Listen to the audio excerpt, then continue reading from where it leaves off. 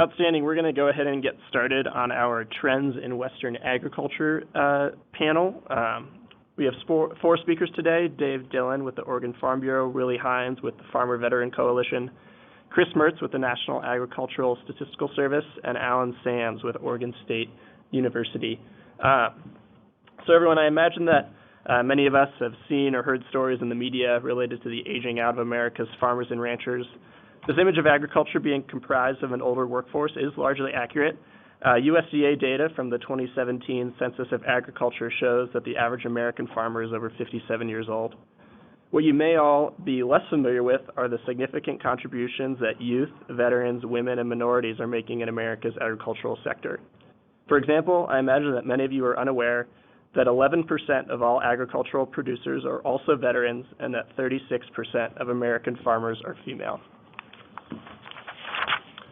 Our panelists for this session are going to discuss the changing demographics and economic realities of agriculture in Western states and how their organizations are working to encourage new entrants to the agricultural sector. We're going to start with Chris Mertz, who is the Regional Director in the Pacific Northwest for the National Agricultural Statistics Service at the USDA. NASS collects an immense amount of information about America's farmers and agricultural products. They also lead the Census of Agriculture, conducted every 5 years. Chris, go ahead when you're ready. Hello, everybody. My name is Chris Mertz. I'm the Regional Director for the Northwest Region for USDA NASS, the National Ag Statistics Service. My office is in Olympia, Washington. And we operate out of 12 regional offices across the country. So my region is Washington, Oregon, Idaho, and Alaska. And we have presence in each state. In the West, too, a two-person office usually, or a data collection center. So we have presence in all states, but most of the data collection work happens within our regional offices. And we also partner with our National Association of State Departments of Agriculture, NASDA. And what we work with them on the state departments, they use a lot of our information for regulations, for promotions, whatever it may be, but we hire a lot of people through NASDA, about 3,000 across the country, that do a lot of our data collection work. So in the state of Washington, I think I have about 65 people that collect this information from farmers and ranchers. We have a lot of different information from our Census of Agricultural program that was noted earlier in our annual program. If we're talking about agriculture, we need to see who we're talking about. And on the census, it's about the people, who's doing the work, but it's also, and I think that might be the most important part, but it's what they're doing. And the data is available by county. It talks about land use, crops and livestock, all the demographics, the income, expenses, different cross tabulations by size groups. And you can get profiles at the county level and at the state level. And for you that are doing some lobbying and talking to folks, we have summaries by congressional districts, zip code, and watershed. So there's plenty of information. So I have an image on the screen here, the number of farms across the country. And one dot represents 200 farms.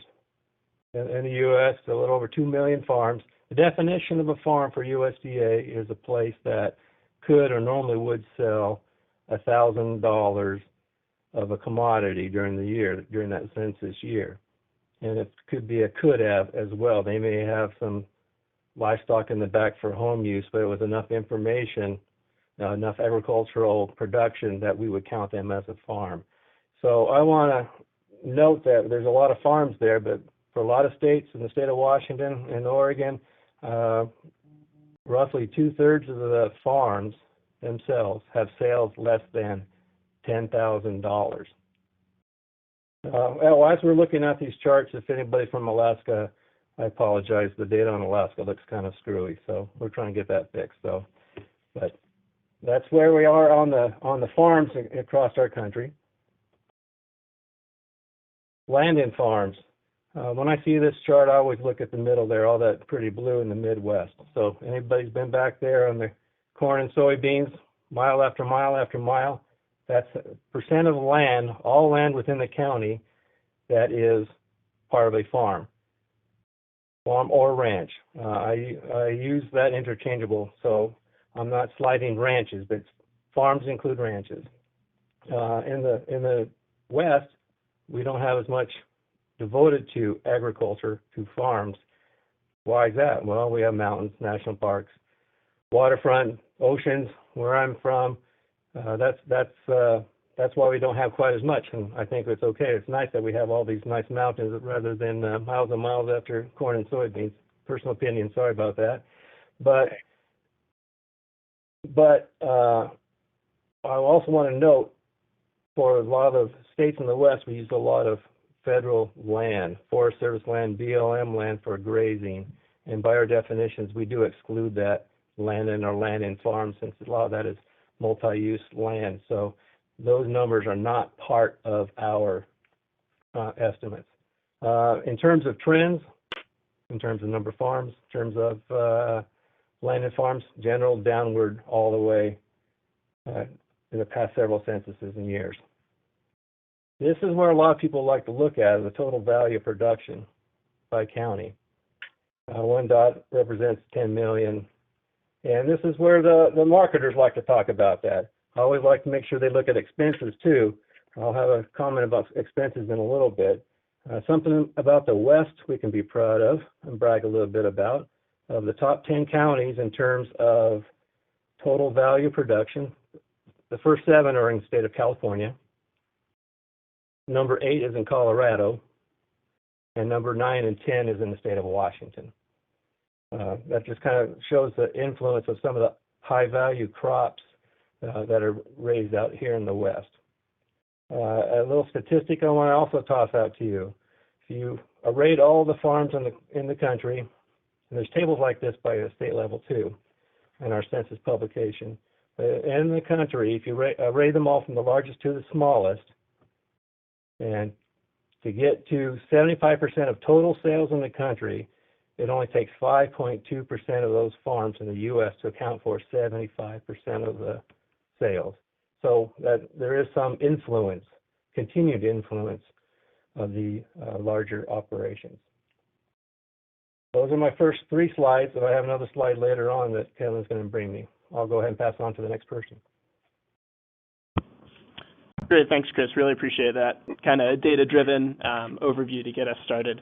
Our next speaker is Dave Dillon. He is the Executive Vice President of Oregon Farm Bureau based in Salem. Oregon Farm Bureau is a grassroots, nonpartisan, nonprofit organization representing the depth and breadth of Oregon's diverse agricultural community. Oregon Farm Bureau has over 6,600 member families, raising all of Oregon's 225 plus agricultural commodities. Dave, go ahead when you're ready. Can you go? Great. Good morning. Thanks for having me. I'm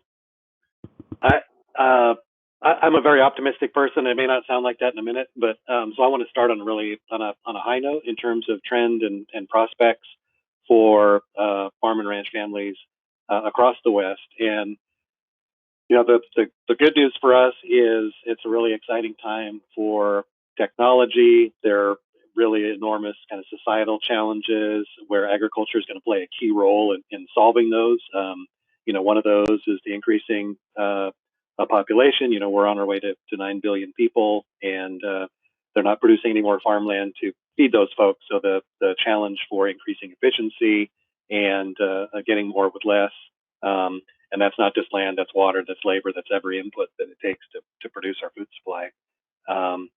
Those challenges are out there and they're daunting, but the advances are incredible, and we've met challenges like this before. So in terms of contributing to that, that's very exciting. Carbon sequestration, you know, climate-related issues. You know, agriculture has a lot to contribute there. Already is contributing. The trend lines there are excellent for carbon usage per unit of production is already on the way down, and there are all kinds of other ancillary benefits to agriculture for that. In terms of kind of broader trends in the world marketplace, Asia with population growth and changing wealth demographics present amazing opportunities for producers across the West. We're well positioned. We have good infrastructure, good trade relations. Last couple of years, not withstanding. There's some challenges there, but the opportunities are phenomenal, and we're well positioned to meet a growing a market demand for the products that we can grow better than anybody else. So long-term prospects are excellent. There's a lot of excitement around the contributions that agriculture is making. The less optimistic side is, in order to reap the benefits of those long-term trends, families have to be able to stay in business, and they need to be, viable at the time when those opportunities present themselves fully. And that's where we've got a lot of challenges right now. And they're not unique to Oregon. They're national in nature. And I want to jump into Chris's area of statistics, but USDA numbers show us that over the last 3 to 4 years, net income for farms, net income is down about 50%. And now that's going to vary across what products people raise or grow. But if you think about your own situation, if you took your income for your family and chopped it in half, what that would look like in your household, and that's something that's being experienced by thousands and thousands of farm and ranch families nationally. That's an enormous challenge. There are market dimensions to that in terms of low commodity prices, the trade disputes with some of our trading partners, and there's a lot of kind of market features to that. Added on to that, in some of our states, the regulatory costs and burdens are increasing at that same time, so that puts additional pressure on those producers to remain viable and to be able to find a way to get through the short-term challenges to those long-term benefits I was talking about. Again, I know the West varies greatly in terms of kind of regulatory environment and kind of the level of value that public policymakers give to agriculture. So I'll pull up short here and let us move on. But I guess just one request that I would have for everybody in the room who's involved in the public policy process. There are a lot of situations where there are groups of food system stakeholders convened for various purposes to look at various issues and challenges and solutions. And my plea, the only thing that I'll ask for everybody on this call is that when your state and your area is doing that kind of activity, please make sure that there are farmers and ranchers present in those discussions, and not just people who are nominally farmers. Chris mentioned for USDA, it's $1,000 of gross sales and you're a farmer. That's not somebody who grows $1,000 for their local farmers market or puts out a stand at the road or whatever. That's not the same as some family whose income and their subsistence relies on the farm income. And so I would just ask that folks remember to include those people whose livelihood depends on farming and ranching to be part of those discussions when you're in public policy mode. Great, thanks, Dave.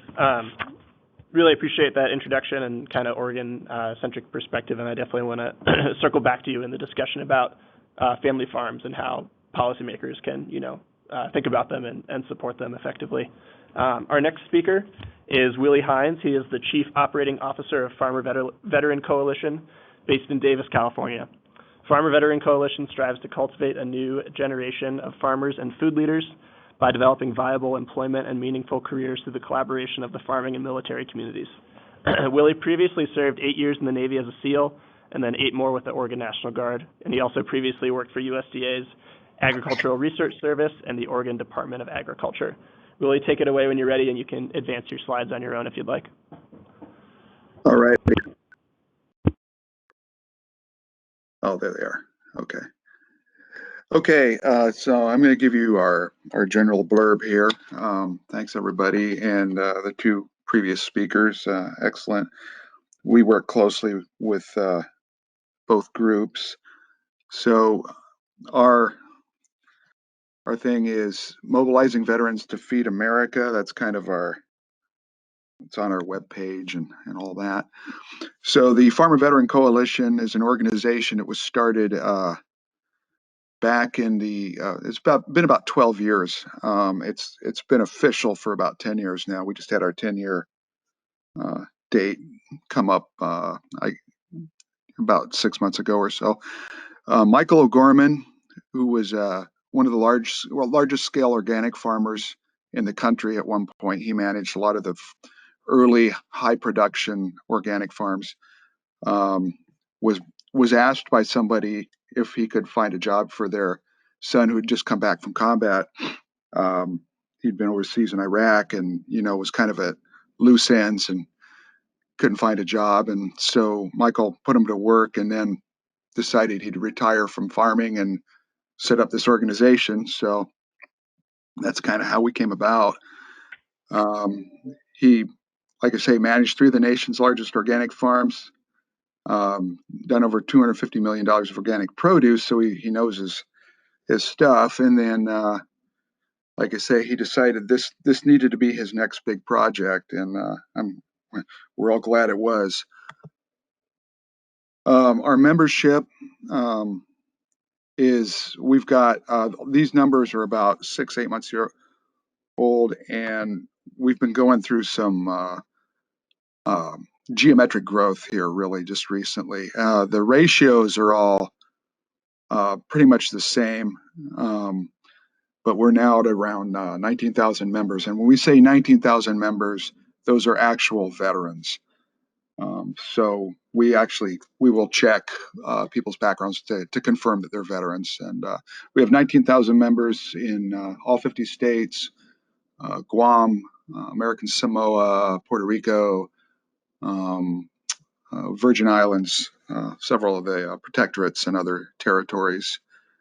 But these other numbers, see the breakdown, and it reflects generally what you see in the military. And the other thing is to look at the post 9/11 service. Most of our members are under 40.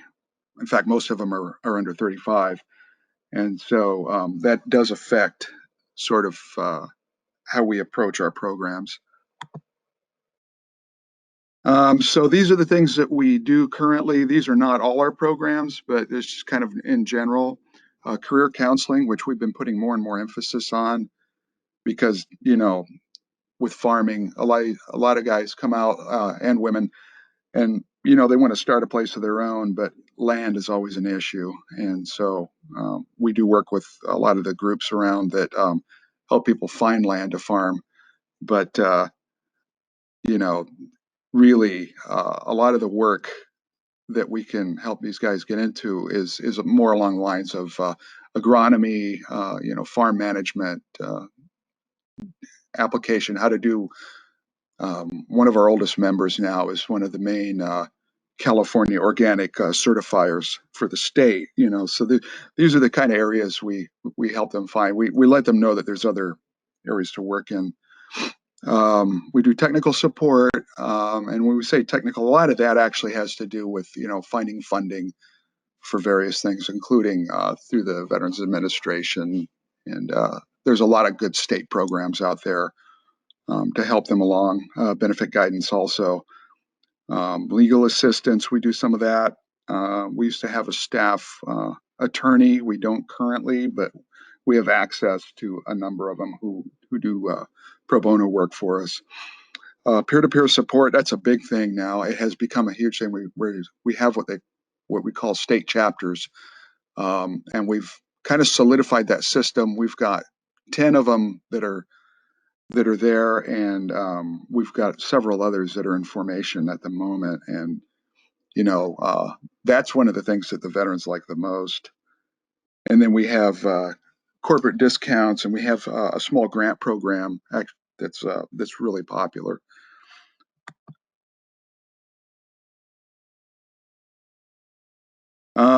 Here's one of our programs, Homegrown by Heroes. I'm gonna start hurrying through this a little bit.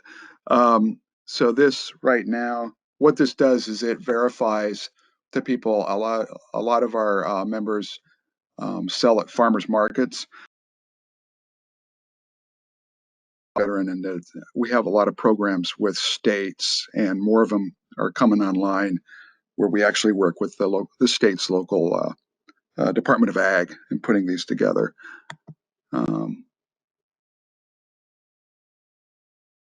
We have the Fellowship Fund. That's our grant program. They have to write a business plan. They have to show us that they've got something going on with whatever their operation is. We're doing a lot more value-added stuff now than we used to, and so we have a number of applications come in. We select a certain number out of that and give out, and then we've done more than 2.3 million, as it says there, since 2011. And these are awards. We actually will buy like a piece of equipment or do something that we've bought calves for people, things like that. And this program is very popular. It's one that we've had going for a while. These are where our state chapters currently are and the ones that are just about there. Just since this slide was done, though, we've added about 4 or 5 more to that. So this program's moving right along.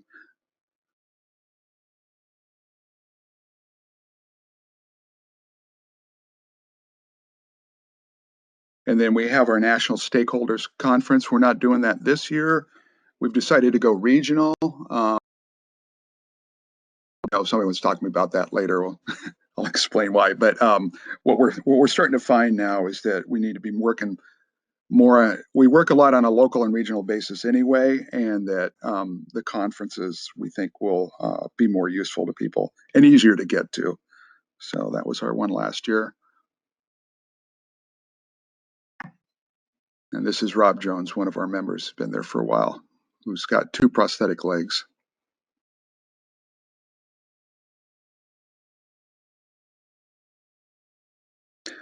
All right. I guess that's me. Great, thanks, Willie. Really appreciate the work that you do to support our veterans community, and I know that our governors would, welcome any opportunities that we can, work on to either support your organization or the programs that you're involved with, generally speaking. So now we'll move to Alan Sams. He is the Dean and Director of the College of Agricultural Sciences at Oregon State University, and he also serves as Director of the Oregon Agricultural Experiment Station Network and supports OSU's Cooperative Extension Services, which help Oregon farmers and ranchers develop new products, solve grower issues, and improve their sustainability. Alan moved to Oregon State in 2018 after spending the previous 9 years as Dean of the College of Agriculture and Life Sciences at Texas A&M University. Alan, go ahead when you're ready. Thanks, Kevin. It's good to at least be talking to everybody today about this, if not there in person. Like you mentioned, Oregon State is a land-grant university, part of the land-grant system. Every one of the states in the country has a land-grant university, has teaching, research, and extension as its 3 primary missions. And so I know many of my comments are directed at extension, but it's important to keep in mind that these institutions are great tools for the WGA as it seeks to achieve its mission and its goals. And, we have the extension program, and this is not unique to Oregon. All states are like this, has a presence in every county in every state. We have regional research centers located throughout each of the states. And then those are all connected back to, usually back to the main campus of the university. So it's this very powerful network that quite honestly are all networked together across the entire country through various organizations. And so I just wanted to put that out there as a kind of a prelude to some of my comments, because some of the things I'm going to talk about that are Oregon specific are actually part of larger networks or are replicated in other states. And so you can find them in your place as well, wherever you happen to be. Before I would get into, programs that support people moving into agriculture as a new business or a new vocation, there's a well-cited study out of Purdue from a few years ago that says that we are woefully behind in providing, college graduates to go into the agriculture industry. We are in the 30 or 40,000 per year behind what is going to be needed in that industry going forward of the 60 or so thousand that it's going to need. And so it's not simply enough to say that we're going to try and recruit more existing people into farming. We need to keep in mind, again, back to this idea about the land grant university, keep in mind that we need to grow these individuals from youth. So as they grow up, they move into agriculture or the food system in some way as their career. And so our continuum at OSU really starts with recruiting students in the K through 12 classroom. You just heard from Dave Dillon. We partner with the Farm Bureau Foundation on a Ag in the Classroom. Just in Oregon, last year reached over 250,000 students, exposing them to agriculture as a career. Agriculture is an important thing for society. Um, FFA, those kinds of organizations which are a bit more advanced, had a 25% increase in the last couple of years to over 10,000 students, over 100 high schools. An important thing about that, though, and I'll get to the minorities in a minute, is that 38% of those students, of those 10,000 students, identify as underrepresented minorities.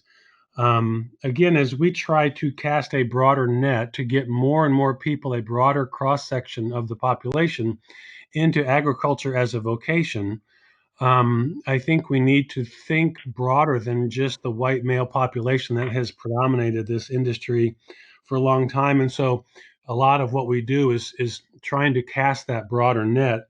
And another thing to note is of the students that are going into agriculture, both in K-12 as well as college, it's at least 50% of those FFA students, 50% are female.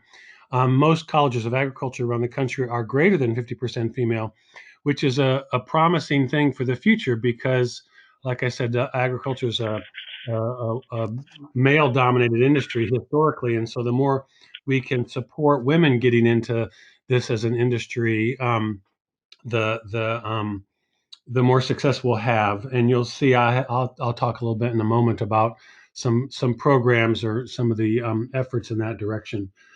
As we talk about young farmer, no, I shouldn't say just young, new farmers and ranchers, they're really limited in their success by their access to land, access to three things: land, capital, and technical knowledge.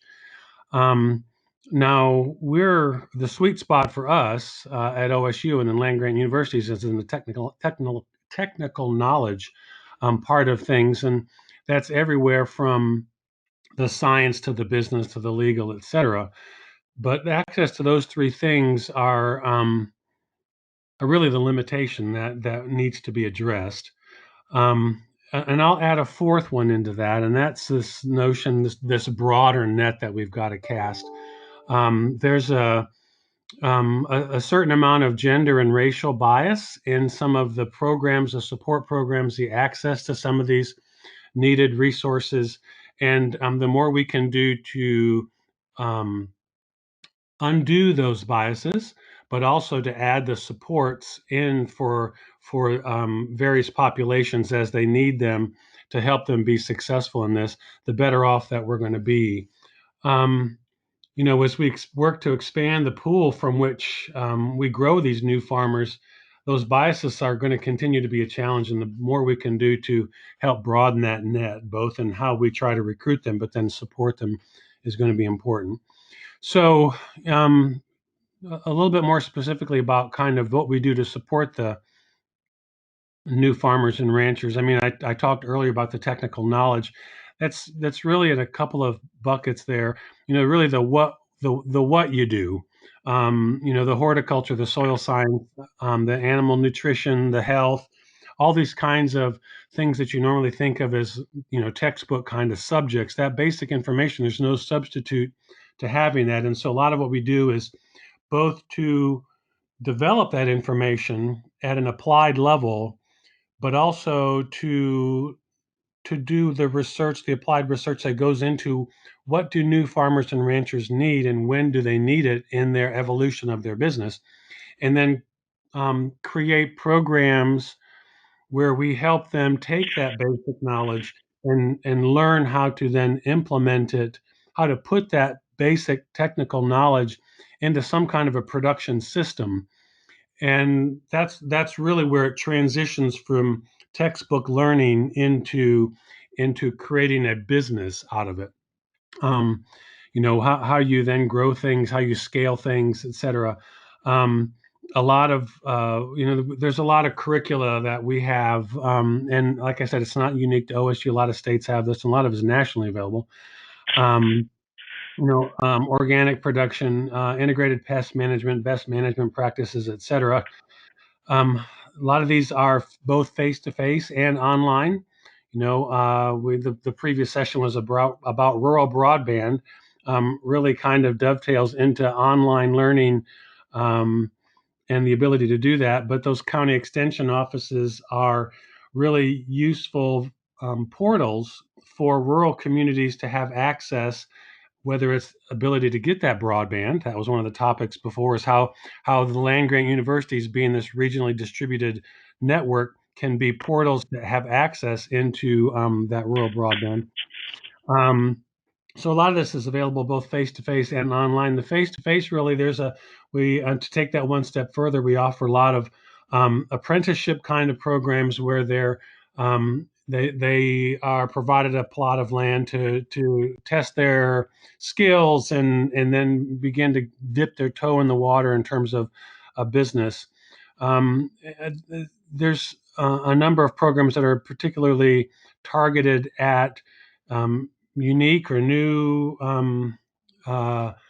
boutique kind of product systems, whether they're actually the product itself or some kind of value add that might go into that, and then marketing plans that go into that. Brings us to moving from the technical and the production system into the programs, advice, et cetera, about how to make this into a business and then grow the business part of it. Things such as enterprise budget, marketing plans, advice on access to capital, whether that capital is maybe in a seed loan or partnerships through co-ops. We have equipment sharing programs where new farmers can know who can share what and where it is and how it complements what they maybe already have in terms of implements and things. And then the last, or the kind of the fourth area of these buckets of programs and support is, there's a whole, I won't say network, but a whole web of legal and policy challenges that new farmers face in terms of, land use decisions, water, food safety requirements. You get in, hemp is a popular area for new farmers right now, and it's got a whole different world of regulations around it. And so how we support them and educate new farmers about making decisions for their new business in that area. And then the last area that I wanted to highlight that we try to support gets back to this the social aspect, the social awareness, and the risk and things that are involved in being a new farmer. Not too unlike a new business of any kind, but agriculture with all of its uncertainties, weather, markets, things like that, have a whole different layer of that. And so, we have various both educational programs, but support groups, beginning farmer and rancher support groups that help new farmers kind of know what they're getting into, know how to manage it, know how to forecast it, those kinds of things. And so it really helps. There's a new program that we've got that helps them kind of know how to cope and ride out those storms and those ups and downs, so to speak. And then another aspect of the social is what I was speaking about before in terms of the gender and race biases that maybe occur in the system, But more than that, how we network and connect those individuals together, those small businesses together, so that they can support each other, so that we can provide them the kind of information, the kind of support they need. We work with an organization called Mudbone Grown. We have a coalition of Latino farmers. A new program down in Medford at our southern station in Medford is a veteran agripreneurs program, and then we also have some that are specific partnership outreach programs with some of the tribal organizations in the state. So there's, like I said, there's a wide array of programs that are at many different levels to just many different needs. And I don't know that Oregon is any different than other states around the West or around the country in terms of how we can bring this whole land grant program to bear on this need to really broaden and grow the number of people that are getting into agriculture as a business and as a vocation. So I'll stop there. Outstanding. Thanks, Alan. Just so you know, Lauren and I are in touch with a number of the directors of either cooperative extension services or experiment stations in the West, and so we're trying to design a work session to think through some of the challenges that you raised and try to integrate WGA within the extension services a little bit more fluidly so that we can work on these issues in tandem. So we're really looking forward to that. I think kind of like how I started the last panel, I think that just recognizing the current situation with COVID-19 is potentially a good way to start the conversation. So I think I'll go to Dave, because Dave, I saw that Oregon Farm Bureau had put a lot of information on its website related to COVID. So can you just speak to some of the potential challenges that this situation may cause farmers and ranchers, and then any thoughts you have about how governors or state agencies can assist family farms at this kind of challenging moment? So we'll start with you and then go to the rest of the group for their thoughts. Sure, I'll just tick through some things quickly. I think the most pressing issue for us is if we get more of these shelter-in-place type orders or other kinds of restrictions on commercial activity. Unlike other kinds of kind of factory type production, agriculture can't say, okay, we're just going to stop what we're doing right now and just start up in July or August or whenever that would be. We're very seasonally bound. So right now, the nursery industry, which is our biggest dollar volume sector of agriculture, they're digging trees and shipping them off to nurseries and all over the country. I mean, that's an absolutely critical moment for them. There's planting going on. There's other kinds of activities. So the immediate kind of thing for us is whatever public health limitations are put in place, we would like to have those minimize their impact on agricultural production. The most obvious piece of that is trying to not interrupt the food supply. It goes without saying, but it's maybe not. So that's critical. In terms of economic harm, we have a lot of kind of on-farm activities. So, for example, our state president's family has a tulip festival that about 200,000 people a year come to. They come from all over the world to see these beautiful tulip fields. That's a big driver economically for that family. And the family it's four siblings and their kids, and so it's a multi-family kind of operation. A lot of people depend on that in addition to the employees there. So that just got canceled a couple of days ago.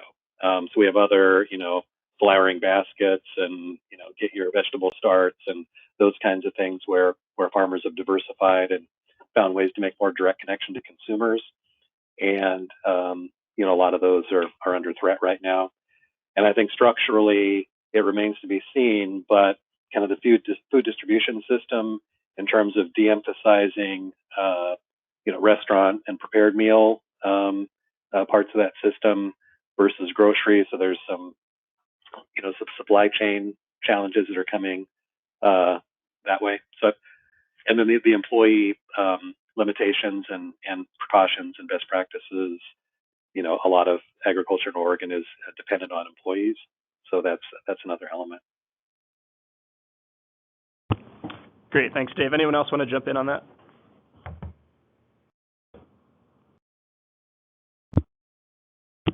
Okay. Well, I want to transition to one more COVID question.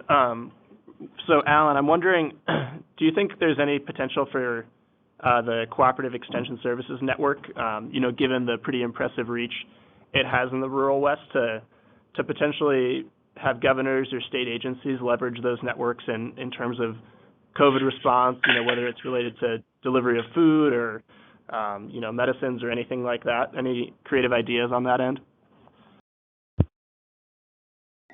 Yeah, I was thinking about adding that as a comment at the end of Dave's comments a moment ago. This tremendously powerful network of having a presence in every county is really something that is, I think, governors and state legislatures are finding that there's more and more uses of that network beyond just some of the agriculture, natural resources, youth development, community development kind of things. And we're seeing them engaged in a number of different ways. Opioid use and that is an example of that recently. But so COVID now is something that is being talked about, is how can we use that presence to augment our public health presence in some of these communities. I think there's a lot of potential for that because of the networks, I'll say the social networks. I know that's the relationships, the trust is really what I'm thinking about, that exists there, and these extension professionals that are in these communities are involved in youth programs. They're involved in the personal business of these of the community members. And so there's a lot of trust and a lot of interaction that goes on that would really be useful in times of crisis like this. And so using these county offices as ways to distribute things would be good. I'm going to put a limit on that, though. You'd mentioned distributing food and and medicines and things. In many of these counties, I'll say even most of these counties, there's only one or two extension employees there. There might be three or something, but to actually have the extension be the network with which you distribute that is probably limited in terms of extension personnel. But the caveat to that is that they can mobilize these local networks to maybe do some of that, because they're already operating on a master gardener program that operates through volunteers, or master beekeeper, or master naturalist, or the 4-H group in their community. So there's a lot of these kind of volunteer groups that could be mobilized, I think, as a vehicle to do some of those things, like food distribution or whatever. And so I think you're absolutely right. And I'm glad to hear your comment earlier about the WGA looking at how to utilize these kind of networks, because like I said before, you've got presence in every county, but then you've got these nodes.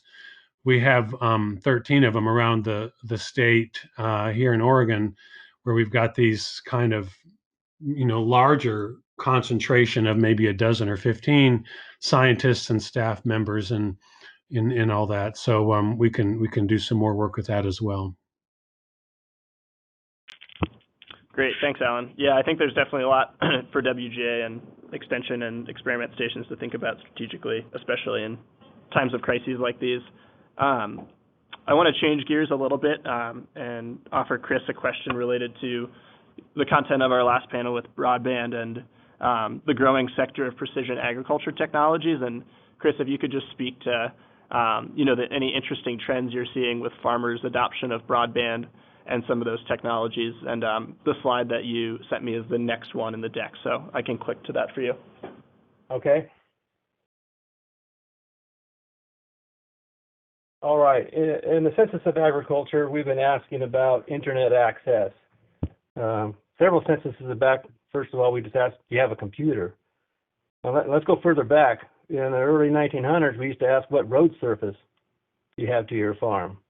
You ask yourself, well, why do we ask that? Well, because there's dollars to help improve the infrastructure. So that's changed, and then we went to computers, and now we're asking about internet access and what type of internet access. And so in the 2017 census, this is the numbers we had across the country. The West looks pretty good compared to some of the other parts of the country. My particular county, Mason County, if I had my fiber cable, that project would be finished. I'd be at home today instead of in my office. So we are almost there, but that's USDA dollars that's helping with that project right now. So I'm out in the rural part of Mason County, and we don't have either. And a lot of you can share the same pains as me, but we are showing the growth of the fiber optics. Of course, the dropping of the DSL and mobile is huge too. You can see that right there. In Washington, I think we had a 29% increase in farms that had internet access from 2002 to 2017. In terms of the precision agriculture, NAS, we've asked some questions for some other surveys. In the Census of Agriculture, we have not asked that yet. It's going to be in the next one. But I found this nice report I think people might be interested in. It was published in just this past February. Developing automation and mechanization for specialty crops. It talks about programs within USDA, from the Ag Marketing Service, Ag Research Service, and NIFA, the National Institute of Food and Agriculture. Dollars invested. Highlighted 213 projects. Why specialty crops? Well, specialty crops is about 1/3 of U.S. crop receipts and about 1/6 of all receipts. So it's a pretty nice read. It talks a lot about programs that are available and research being done on that particular topic. Great, thanks, Chris. And I think a lot of WGA's governors are really excited about the growth of the precision agriculture sector and its ability to, maybe be a bit of an economic boon in rural communities. And so I think there could be some potential for some synchronous activities between USDA and Western governors to try to encourage the growth of that sector in rural Western states. Next question is for you, Willie. Can you just kind of talk generally about some of the benefits of a career in agriculture for our former military servicemen and women, and maybe any links to physical or mental health that you see as they enter this industry, or other positive factors that you see? Absolutely. One of the things, there's a whole side to putting veterans into agricultural careers that has to do with PTSD. There's been large-scale studies done that have shown that it's a really good way to get someone, into a career that they can work in and not to have to deal with some of the issues that they might have to otherwise, and that it even has sort of therapeutic effects. In fact, those appear to be strong to the point where now the VA and DOD are starting to back programs for severe cases of PTSD. So that's one aspect there. There are programs around the country that work with vets for this reason, and then there are nonprofits out there that have their farms where people can go and spend in some cases a couple of years. So it's a trend that's pretty strong right now. And then other than that, having grown up in a small town in the Midwest like I did, and I've worked in agriculture ever since I got out of the service in the seed industry. And when I was growing up, if you didn't own your own farm, everybody farmed around there. But if you didn't own your own farm, then you were probably going to work in farming, except maybe down at the elevator or something. But there's a lot more jobs out there, and there's a lot of technical jobs. And, the whole ag labor population is kind of starting to age out. In addition to which, there, as was mentioned before, there's this sort of old white guy centrism to what's going on in agriculture, and that just cannot sustain itself, for really economic reasons as much as anything else. So someone comes out of the military, what I recommend to a lot of them is, find one of these training schools, or what I really like are the junior colleges now around the country are doing these programs that they're free to them because they get the GI Bill, and they can get right into a lot of different areas of, it's not just having your own patch and a tractor and going out and driving. I mean, there's a lot of other work to be done, and somebody's got to fill that. So it's a good matchup between that population and available careers. Great, thanks, Willie. Anyone have anything to add on that? Great. I'm going to integrate a question that just came in through the chat box related to COVID, which is how do we think about contingent or seasonal agricultural workers in times of crisis like COVID? How might we prioritize them more in this picture, given the effects that COVID is going to have on supply chains and that sort of thing that Dave referenced? So whoever wants to take that first can go for it. Yeah, this is Dave. We participated in a conference call earlier this week with a group of legislators and agency people around this exact topic. And organizationally, the proactive thing Oregon Farm Bureau is doing is making sure that we get the best kind of employer information out to those of our members who are employers to make sure that they're aware of kind of what the recommended practices are, and for the well-being of themselves, for their employees, but also for the safety of the food supply. Beyond that, the interesting thing in that we found was that it sounded like from the reports on that call that some of our people who don't have English as a primary language have not been communicated to in the way that's best for their community. And so we recognize that through the discussion that call, and so there's a group that's working with our state health authority to disseminate information in a way that printed information or online information is not going to be the right way to reach a whole bunch of different people. So what is the right way, and just to elevate the level of awareness and knowledge. So making sure employers are equipped with the right information, but then trying to reach out more broadly beyond just the employer-employee relationship, I think is something we all need to do a little better on. Great, thanks, Dave. Anyone else want to chime in on that? This is Chris Mertz. I think it's kind of interesting from my standpoint. There's a lot of data that we have, and we have a quarterly labor survey. So we'll be collecting data for the third week of April, the second week, the week of April 13th, and talk about how many workers are on the farm. So we might have an opportunity to see what kind of impact we have locally. And so to me, we're a little charged to make sure we have the data, and numbers to me, that's telling a story. So folks like Dave and anybody else that wants to move policy, and everybody else that's listening here, there's some data available. So I'm thinking of the food supply. We have a cold storage report, and potato stocks, how much is in storage. So those are some upcoming reports coming out, and I think we can start changing, looking at some information so people can make some good fact-based decisions and hopefully move quickly. Great, thanks, Chris, and looking forward to seeing what kind of the data confirms on the ground, because I think that is a really important aspect to consider. I'm going to do one more question and then reference an audience one before we go. So I think that, a lot of this conversation is focused on, the primary operators on the ground, whether they're farmers or ranchers. But I think that, within the whole agricultural sector, there's a lot of exciting job opportunities, whether it's equipment manufacturing or technology design for precision agriculture products or supply chain management.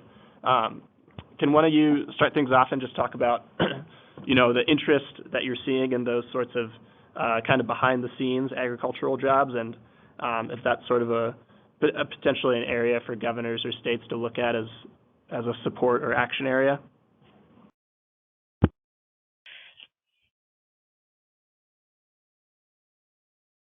I'll take a first whack at that because it gets a bit at that what I was talking about earlier about trying to recruit people in a broader cross section of the population, because there's a lot of people that are going to be needed in the food system besides just the farmers and ranchers themselves. There's a lot of secondary and tertiary level suppliers of things that are ingredients, so to speak, in the production system. And so we're recruiting students and have programs to cultivate them in lots of different areas besides just agronomy and horticulture and animal science. And in fact, some of those other areas are where we're seeing the larger growth as we're able to recruit people from engineering and the College of Business and some of those kind of places into more agriculturally oriented industries. Great, thanks, Alan. Anyone else on that? Yeah, I'd like to speak to that just briefly too. That's an area that we've shifted a lot of our focus to, and it comes down, meaning for the vets again. A lot of this is just letting them know that these programs exist at the university, and then can feed into these industries where they actually, that there's jobs for them, and they could even stay in whatever area they live in and not have to move. Great, thanks, Willie.